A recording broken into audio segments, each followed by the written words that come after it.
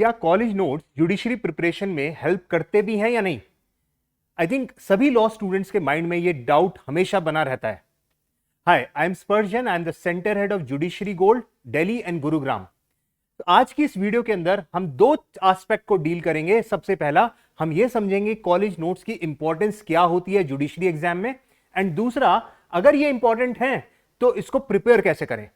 इन दोनों चीजों को बहुत डिटेल में आज इस वीडियो में मैं आपको एक्सप्लेन करूंगा। सो आई थिंक स्टार्ट करते हैं सीधा।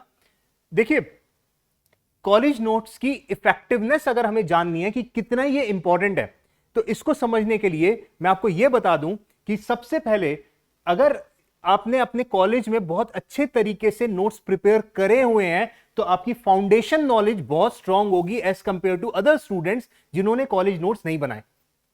मतलब ये वो स्टूडेंट्स जो अपने कॉलेज के टाइम पे अपनी 5 इयर्स एलएलबी या 3 इयर्स एलएलबी के ड्यूरेशन में अगर अपने नोट्स बहुत सिस्टमाइज्ड तरीके से बनाते हैं तो उनके कंपैरेटिवली जो फाउंडेशन नॉलेज है, जो कॉन्सेप्चुअल नॉलेज है, बहुत ज्यादा होगी एज कंपेयर टू दो स्टूडेंट्स जिन्होंने शायद वो नोट्स नहीं बनाए।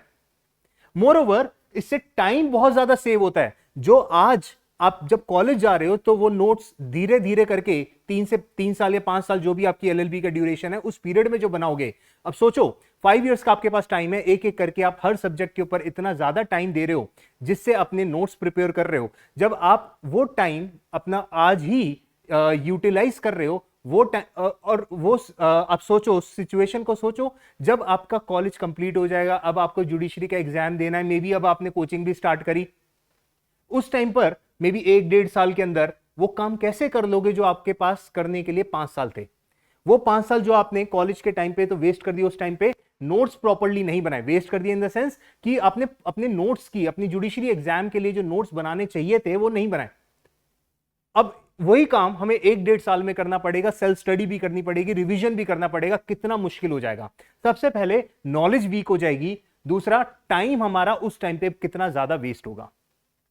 जब हम नोट्स कॉलेज के साथ साथ प्रिपेयर करते हैं तो इससे जो सब्जेक्ट है उसको प्रॉपरली बहुत डिटेल में हम आराम से कवर कर सकते हैं। क्योंकि एक एग्जांपल से अगर हम समझते हैं, सपोज सीपीसी पढ़ने के लिए हमें पूरे एक सेमेस्टर मिलता है, विच मींस ऑलमोस्ट 6 मंथ्स होते हैं कॉलेज के अंदर सीपीसी पढ़ने के लिए।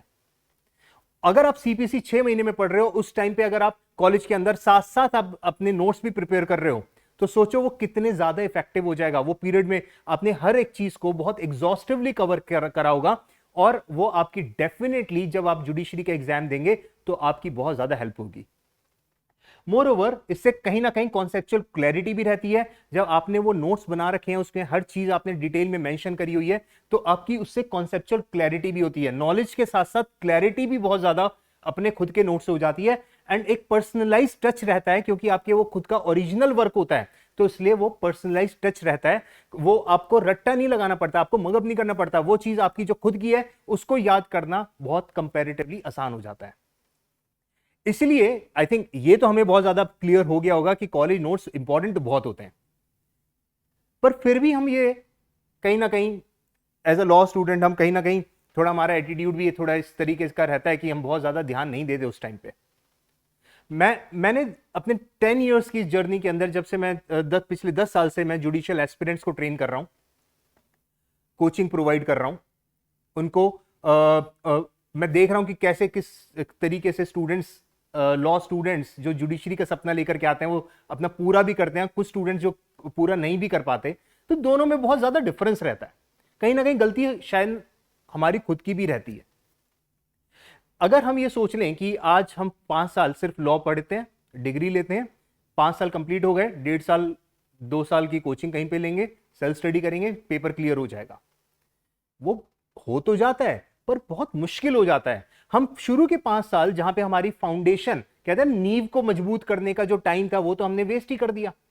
नोट्स हमने उस टाइम पे बनाए नहीं, हम लास्ट सेकंड पे इधर उधर सोर्सेस की तरफ भागते रहेंगे, बुक्स ढूंढेंगे, अब एक सब्जेक्ट के लिए 4 बुक्स लेकर के बैठ जाएंगे। उसमें बेरेक भी होगा, कोई 1-2 कमेंट्री बुक्स भी होंगी, देन स्टडी मटेरियल भी होगा कोचिंग का, और साथ साथ डिक्टेशन भी होगी जो कोचिंग इंस्टीट्यूट प्रोवाइड कर रहा है।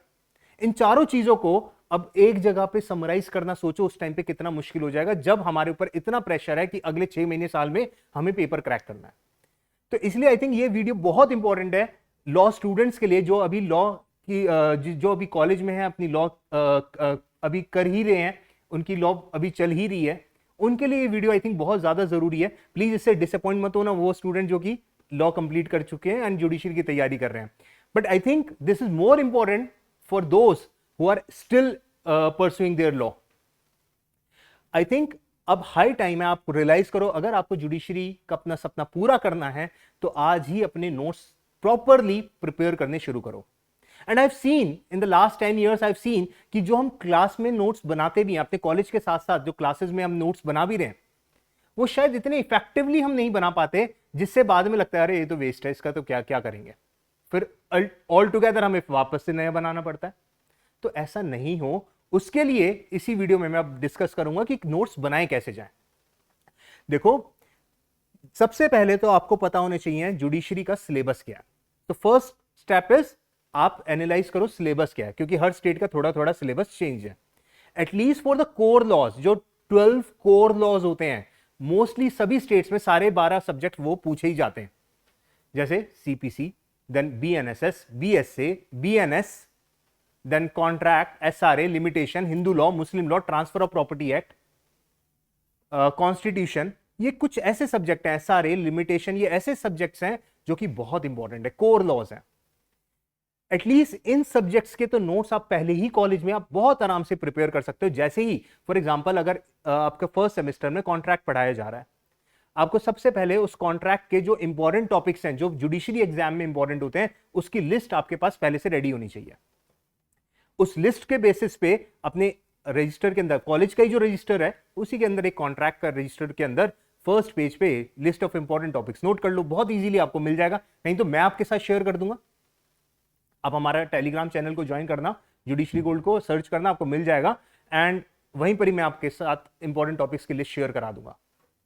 अब जब वो लिस्ट आपके पास, आप कॉन्ट्रैक्ट के आपको पता है ये सारे टॉपिक्स इंपॉर्टेंट है, तो जैसे ही वो क्लास के अंदर आपकी फैकल्टी, आपकी टीचर जब आपके साथ वो टॉपिक डिस्कस करें, तो उसको डिटेल में आप नोट कर लो अपने रजिस्टर में। अब नोट क्या क्या करना है वो भी अगर आप चाहो तो अपने साथ साथ लिस्ट बना लो, मैं आपको लिखवा देता हूं। सबसे पहले तो वो सेक्शन लिखो, किस सेक्शन, बेसिकली वो टॉपिक क्या है, वो कौन से सेक्शन में फॉल करता है। उसके इंटरलिंकिंग प्रोविजंस लिखो कि उस सेक्शन को हम और किन किन सेक्शंस के साथ कनेक्ट कर सकते हैं। अगर इसको करने में मुश्किल हो तो अपने टीचर से तुरंत ही हेल्प ले लो। फिर उसके बाद उसके कीवर्ड्स लिखो या रिक्वायरमेंट्स लिखो, उस सेक्शन के कीवर्ड्स क्या हैं और रिक्वायरमेंट्स क्या हैं उनको लिख लो। इंटरप्रिटेशन करो, अब आपको उसके लिए बुक्स देखनी पड़ेंगी उस टाइम पे। अब कॉलेज के टाइम पे जितनी बुक्स पढ़ोगे उतना अच्छा है। अब कॉलेज खत्म हो जाएगा, उसके बाद प्रिपरेशन स्टार्ट करोगे तो बहुत मुश्किल हो जाएगा। कॉलेज के साथ साथ आप अपनी बुक्स भी, बहुत अच्छी अच्छी बुक्स, हर सब्जेक्ट पे बहुत अच्छी अच्छी बुक्स अवेलेबल हैं। इसकी डिटेल्ड वीडियो हमारी जुडिशरी गोल्ड के चैनल के पे भी अवेलेबल है, आप रेफर कर सकते हैं उन वीडियोस को कि कौन से सब्जेक्ट के लिए कौन सी इंपॉर्टेंट बुक है। उसमें से आपको इंटरप्रिटेशन मिल जाएगी, उसी टॉपिक की आपने सपोज इंटरप्रिटेशन लिख ली। फिर पॉलिसी लिखो कि वो आया क्यों, वो सेक्शन क्यों आया, रीजन क्या है उसके पीछे, वो पॉलिसी लिख लो। कोई लीगल मैक्सिम्स आप ढूंढ लो, कोई लीगल मैक्सिम्स आपको बहुत आराम से लिस्ट निकाल लो लीगल मैक्सिम की, और उनको वहां पे एक एक दो दो हर टॉपिक के अंदर आप लिख लिया करो। Then landmark cases and latest cases आप नोट करते रहो साथ साथ।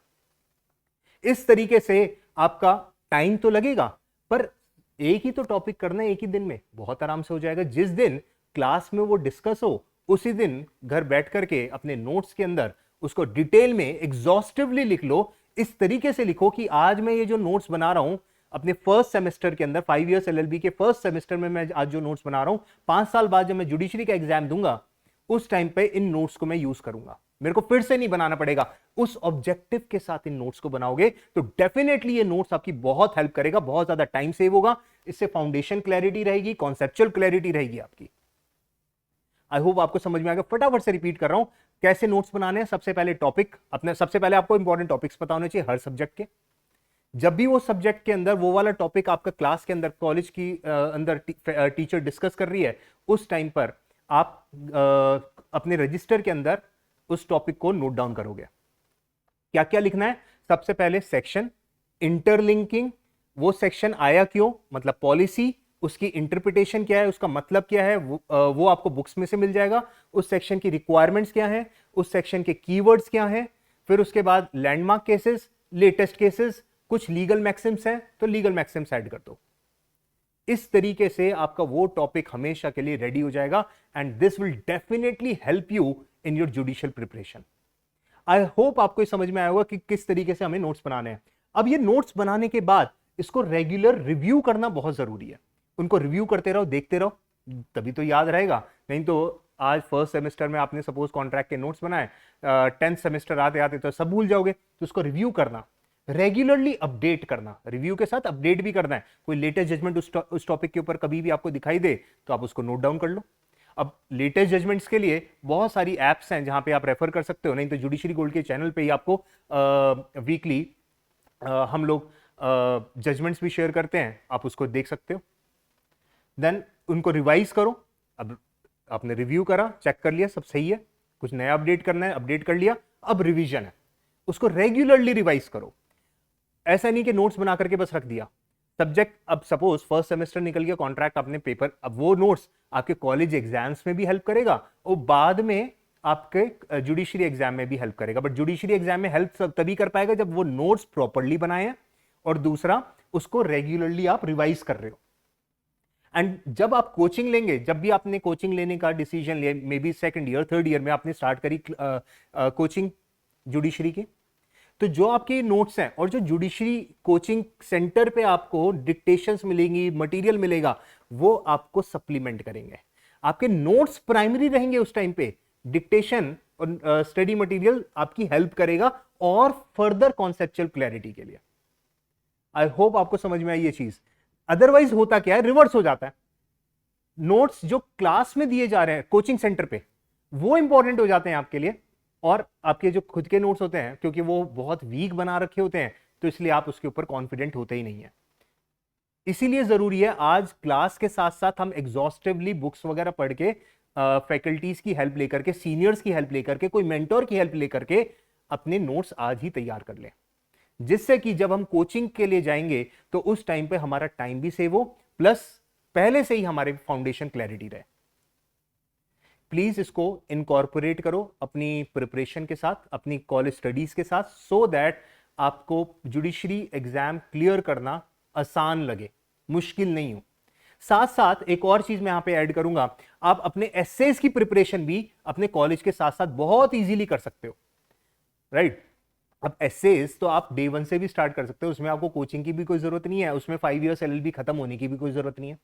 इंपॉर्टेंट टॉपिक्स की लिस्ट निकालो एसेज की, लगभग 35 से 40 एसेज होंगे जो कि बहुत इंपॉर्टेंट रहते हैं, जो कि हमेशा ही इंपॉर्टेंट होते हैं। अब देखो कुछ करंट इश्यूज होते हैं जिसके ऊपर एसेज आते हैं, क्योंकि एसेज बहुत इंपॉर्टेंट पार्ट होता है जुडिशरी एग्जाम के अंदर। ऑलमोस्ट लैंग्वेज के अंदर ज्यादातर सभी स्टेट्स में लगभग 50% मार्क्स सिर्फ एसेज के होते हैं। तो एसेज आज से ही अपने प्रिपेयर करने शुरू कर दो। हर 10 दिन के अंदर आपका एक एसे प्रिपेयर होना चाहिए। तो अगर 40 एसेज भी करने पड़ेंगे तो आराम से आप 1-1.5 साल के अंदर बहुत डिटेल में अपना ओरिजिनल वर्क के साथ बहुत एग्जॉस्टिवली, बहुत अच्छे से एसेज प्रिपेयर कर सकते हो। इन सब चीजों को, चाहे नोट्स बनाओ लॉ के, चाहे एसेज बनाओ, इनको पॉइंटर्स में बनाओ और फ्लो चार्ट्स बनाओ, जिससे कि याद करना आसान हो जाए। चार्ट्स बनाओगे, पॉइंट्स बनाओगे तो बहुत जल्दी याद होंगे as compare to paras formation. Para को याद करना टफ हो जाता है। हाँ, जब आप प्रैक्टिस करो तो प्रॉपर पैराज लिख करके, जैसे हमें एग्जाम में लिखना होता है वैसे प्रैक्टिस करो। पर प्रिपरेशन के लिए, अपने नोट्स बनाने के लिए आप पॉइंटर्स का फॉलो करो या फ्लो चार्ट्स का फॉलो करो एंड इसको रेगुलरली अपडेट करते रहो। आई होप आपको समझ में आ गया होगा कि किस तरीके से हम अपने नोट्स बना सकते हैं।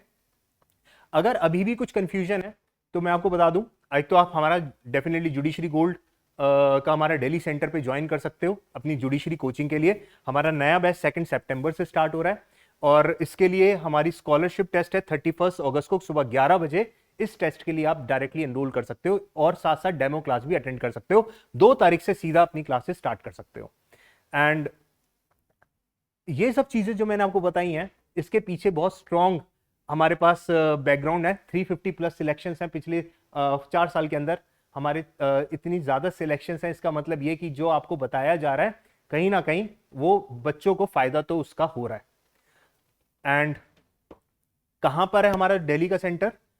85 87 जीटीबी नगर, मेट्रो स्टेशन गेट नंबर 1 के जैसे ही बाहर निकलोगे आपको हमारा सेंटर दिखाई दे जाएगा। So metro station gate number 1 GTB Nagar का, वहां पर ही हमारा सेंटर है। ये हमारे हेल्पलाइन नंबर है। अभी भी अगर नोट्स से रिलेटेड, प्रिपरेशन से रिलेटेड आपको कोई भी डाउट्स हैं, कोचिंग आज शायद अगर आपको नहीं भी ज्वाइन करनी तो भी आप हमारे सेंटर पे आओ। अगर कोई डाउट्स रह गए हैं तो मैं आपके साथ पर्सनली बैठ करके उन डाउट्स को दूर करूंगा। हमारी पूरी टीम है जो आपकी हेल्प करने के लिए हमेशा रेडी है। Thank you so much for watching this video. I will see you in the next video. Thank you.